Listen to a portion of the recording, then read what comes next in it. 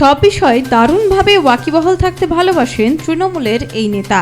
হ্যাঁ, কুণাল ঘোষ শাসক দলের কোনো পদে না থাকলেও কোনো ঘটনাই তার চোখ এড়িয়ে যায় না। সোশ্যাল মিডিয়ায় কুণাল ঘোষ যে কতটা ব্যস্ত থাকেন বা অ্যাক্টিভ থাকেন তা একেবারেই অজানা নয় কারোই। মাঝে মাঝে তিনি এমন কিছু শেয়ার করেন যা রীতিমতো সাড়া ফেলে দেয়। এবার তার শেয়ার করা মিমি চক্রবর্তীর একটি ছবি রীতিমতো শোরগোল ফেলে দিল।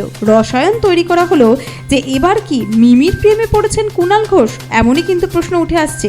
অন্যদিকে বলা হচ্ছে যে নতুন করে কি মিমিকে ডাকতে চাইছেন, তাই কি মুখ্যমন্ত্রীর কথাতেই তেল দিচ্ছেন কুণাল ঘোষ। ফিনল্যান্ড থেকে মিমি তার চায়ের একটি পোস্ট করেন এবং সেই সকালের চা খাওয়ার ছবি পোস্ট করেন কুণাল ঘোষ এবং সেখানে তিনি লেখেন মিমিকে এমনিই তার ভালো লাগে। তারপর তার এই ছবি দেখে তিনি মুগ্ধ। ব্যাস, তাই নিয়ে একেবারে সোশ্যাল মিডিয়ার উত্তাল পরিস্থিতি তৈরি হয়েছে। এখন দেখার বিষয় জল্পনা কত দূর এগোয়। Bureau report, Nobel Bangla.